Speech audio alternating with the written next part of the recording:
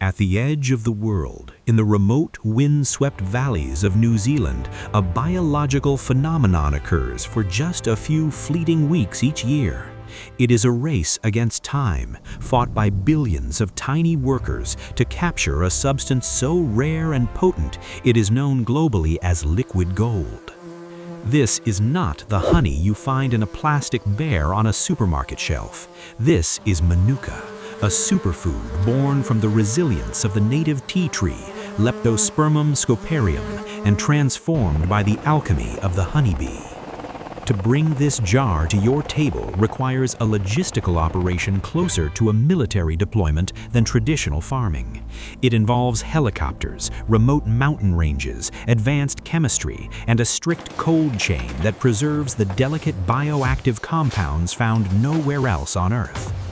Welcome to the hidden world of the mega hive. Welcome to the journey of Manuka gold.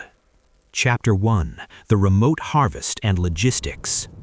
Scene 1: The Forgotten Wilderness. Wide shot of a beekeeper standing on a ridgeline looking out over thousands of acres of dense bush. The wind is whipping his jacket. It looks cold and isolated. Our journey begins in the high country. Unlike the flat almond groves of California or the clover fields of the Midwest, premium Manuka honey is harvested in terrain so rugged it is often inaccessible by road. This is the East Cape, the Wairarapa, and the wild west coast of New Zealand. Here the soil is ancient and the air is crisp. Close-up of the Manuka bush, focus on the prickly leaves and the small 5-petaled white flower. The star of this show is a scrubby, unassuming plant, the Manuka bush. For centuries, the indigenous Maori people used it for medicinal purposes, but for the beekeeper, it represents a high-stakes gamble. The Manuka bush blooms for a notoriously short window, sometimes as little as 2 to 6 weeks a year. If it rains during that window, the nectar washes away. If it's too cold, the bees won't fly. An entire year's revenue can vanish in a week of bad weather. The thumping sound of rotor blades. A helicopter banks sharply over a river gorge. Suspended beneath it on a long line is a pallet of colorful beehives. Because the best Manuka grows in the middle of nowhere, traditional trucks simply cannot reach the groves. Enter the era of aerial apiculture. This is farming at 3,000 feet.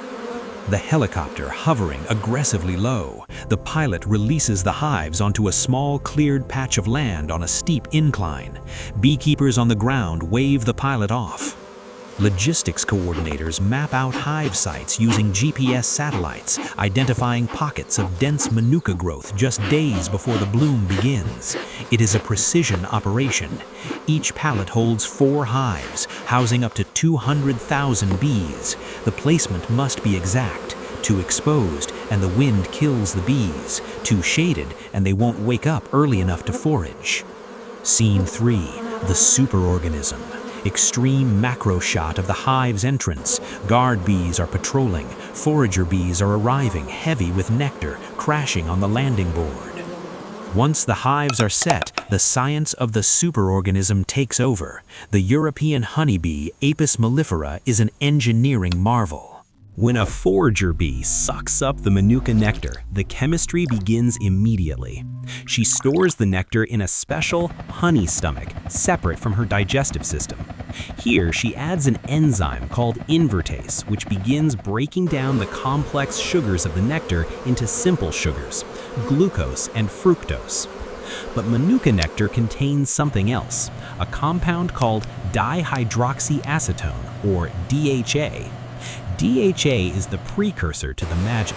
It is inactive now, but over time it will convert into methyl glyoxal, MgO, the compound responsible for Manuka's potent antibacterial properties. The higher the DHA in the flower, the stronger the honey will eventually become. Back at the hive, the nectar is passed mouth to mouth between house bees, further enriching it with enzymes. Then it is deposited into the hexagonal wax cells. But it's too watery. To prevent fermentation, the bees must reduce the moisture content from 70% down to below 18%. They do this by beating their wings furiously, creating a ventilation system that evaporates the water. They are essentially a living, breathing dehydration factory. Scene 4. The harvest window. As the Manuka bloom fades, the harvest teams move in. Speed is essential. If the hives are left too long, the bees might start consuming the honey they just made, or worse, they might start foraging on other nearby plants, diluting the purity of the Manuka batch. The beekeeper checks the frames. They are looking for capped honey, cells sealed with a thin layer of white wax. This signals the honey is ripe and the moisture content is stable. Unlike clover honey, which is light and runny, Manuka honey in the comb is dark, viscous, and thixotropic. Thixotropic means it is a gel when static, but becomes liquid when agitated. This unique physical property makes Manuka notoriously difficult to harvest. It doesn't just flow out of the comb, it has to be coaxed. Scene 5. The trek home. The hives are strapped together, the helicopter returning to lift them out, the pallets swinging in the air as they fly over forests. The frames are loaded into supers, the boxes that make up the hive. These heavy boxes, now weighing up to 60 pounds each, are airlifted back to the staging trucks. Before the truck engine even starts, field tests are conducted. Beekeepers use handheld digital refractometers to ensure the honey isn't too wet. If the moisture is above 20%, the honey could ferment and spoil before it reaches the factory. Every batch is barcoded at the source. The convoy of trucks driving down winding gravel roads, transitioning to paved highways, night falling. This barcode is the honey's passport. It contains the GPS coordinates of the hive, the date of harvest, and the floral source. In the world of premium honey, provenance is everything. American consumers paying high prices for Manuka demand proof that it came from these specific hills, not a blending tank in a generic warehouse. The convoy pulls into a large, illuminated industrial gate. Security checks the paperwork. The convoy travels through the night to keep the cargo cool. They arrive at the extraction facility, a sterile stainless steel fortress designed to handle one of the most difficult fluids in nature.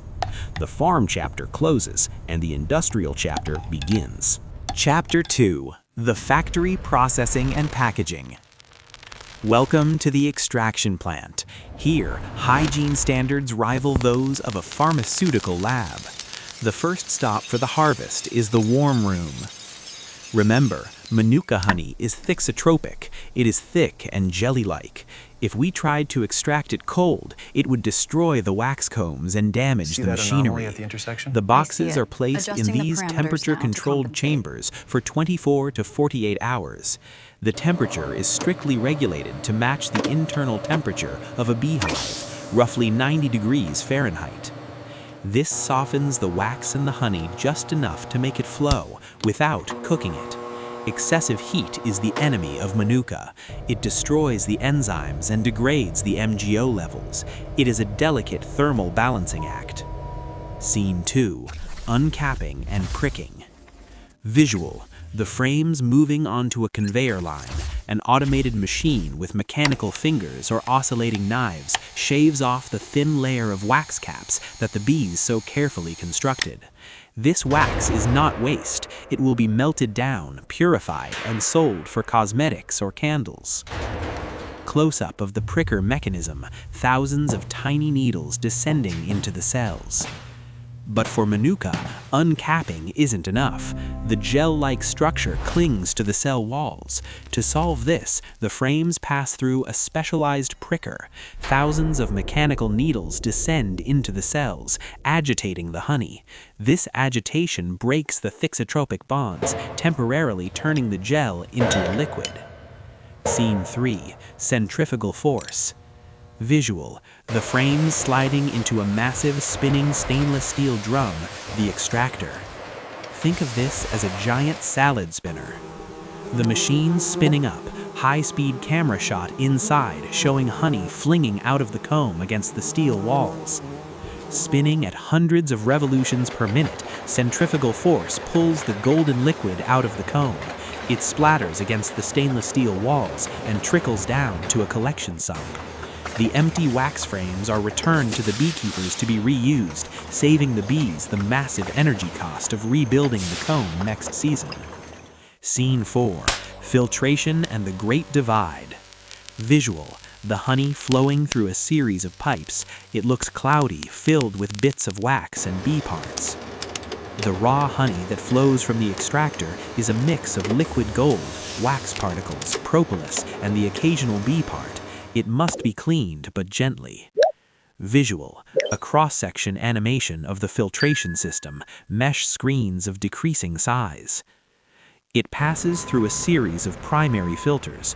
We are not ultra-filtering here. Ultrafiltration, often used in cheap commercial honey, removes pollen to hide the honey's origin. In the premium Manuka facility, we want the pollen. It is the fingerprint of the plant. The filters here are sized roughly 200 microns, just small enough to catch wax and bee legs, but large enough to let the microscopic pollen grains and enzymes pass through. Scene 5. Creaming, the texture of luxury. Visual. Large, shiny blending tanks, huge paddles slowly rotating in the thick amber liquid. If you bottled the honey right now, it would eventually crystallize into a gritty, rock-hard mess. To prevent this, Manuka undergoes a process called creaming, or controlled crystallization. Visual. A technician adding a small amount of seed honey, or finely crystallized honey, to the tank. Over several days, the honey is churned at specific speeds and cooled temperatures. This encourages the natural sugars to form microscopic crystals rather than large, jagged chunks. This process gives Manuka its signature texture, smooth, velvet-like, and spreadable. It is a physical transformation, not a chemical one. Nothing is added and nothing is removed. Before packaging, the honey enters the most scrutinized phase of its life, the lab. This is where the price tag is determined. Scientists use high-performance liquid chromatography to measure 3 unique markers. First, leptospirin. This proves it is genuine Manuka and not just generic bush honey. Second, DHA. And third, the heavy hitter, methyl glyoxal, or MGO. The concentration of MGO correlates directly to the antibacterial potency. A rating of MGO 83 is for daily table use, but MGO 850 or higher is medical grade, used for wound care and digestive health. This testing is rigorous. If a batch fails to meet the standard, it is downgraded. There is no cheating the chemistry. Surprisingly, the honey isn't always bottled immediately. It is often barreled and stored in temperature-controlled warehouses for 1 to 2 years. This is the maturation phase. Remember the DHA we found in the nectar? Over time, in the warmth of the warehouse, that DHA naturally converts into MGO. Like a fine wine, high-quality Manuka improves with age. The facility managers monitor these drums, waiting for the chemical peak before scheduling them for bottling. When the maturation is complete, the honey moves to the finishing line. Notice the jars. They are almost always dark amber or opaque. This is to protect the bioactive compounds from light degradation. The filling machines are calibrated to handle the viscous cream. Each jar is filled by weight, not volume. An induction seal is applied instantly to lock in freshness. Then, the label. This label is a legal document. It bears the UMF or MGO rating, the batch number, and a QR code. For the American consumer, this QR code provides total traceability. You can scan it and see the lab report, the harvest date, and sometimes even the specific valley in New Zealand where the bees flew. From the factory floor, the pallets are loaded into shipping containers, but these aren't standard metal boxes. They are reefers, refrigerated containers. To cross the equator and reach the United States, the honey must be protected from extreme heat, which could separate the cream or degrade the MGO. The cold chain that began in the mountains of the South Island remains unbroken until the product reaches the distribution centers in California or New York. It is a journey of thousands of miles, millions of wing beats, and rigorous scientific precision. From the rugged, wind-blown slopes of the East Cape to the sterile stainless steel of the mega facility, every step is designed to preserve a freak of nature. Manuka gold is more than just a sweetener. It is a testament to the partnership between the wild forces of nature and the ingenuity of man. A rare, complex, and powerful gift from the hive to your home.